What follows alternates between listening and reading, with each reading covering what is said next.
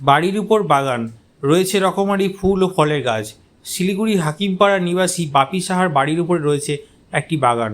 সেই বাগানে রয়েছে রকমারি ফল ও ফুলের গাছ, রয়েছে আম গাছ, পেয়ারা গাছ, ডালিম গাছ, জামরুল গাছ, এছাড়া রকমারি ফুলের গাছ। খুব সুন্দর করে একা হাতে তিনি সাজিয়েছেন এই বাগান, দেখলেই চোখ জুড়িয়ে যাবে।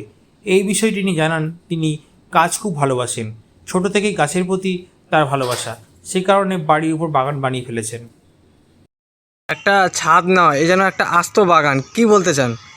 দেখুন, এই বাগানটা আমি খুব কষ্ট করে তৈরি করেছি। 2013 সাল থেকে আমি এই বাগানের পিছনে কেটে যাচ্ছি। আজকে তার যে আমার গাছগুলো চর্চা করে আমি এই জায়গায় নিয়ে এসেছি, এটাই আমি নিজেকে ধন্য বলে মনে করি। আমি খুব প্রেমিক, আমি খুব গাছ ভালোবাসি। এবং গাছের জন্য আমার হাতে একটা রোগ হয়ে গেছিলো, আচ্ছা, তবুও আমি গাছ যত্ন করা ছাড়িনি। আমার ফ্যামিলি বলেছে, হ্যাঁ তোমার হাতে রোগ হয়ে গেল, তুমি কেন গাছ ছাড়ছো না? আমি বললাম, দেখো গাছও একটা প্রাণ, তাদেরও একটা প্রাণ আছে, তারাও কথা বলে।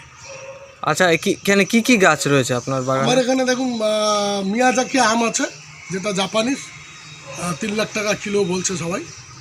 আর লিচু আছে, কামরাঙ্গা আছে, সবেদা আছে, জামরুল আছে, ডালিম আছে, আতা আছে, পেয়ারা আছে, আরও এরকম অনেক ফল গাছ আছে আমার। আচ্ছা, এটা তো প্রতিদিন তো পরিচর্যা করতে হয়, সময় মতো জল আমি দেওয়া। ভোর 6:30টায় উঠি উপরে, আর আমি 8:30টা অবধি এই ছাদের উপরেই থাকি। এখানে পরিচর্যা।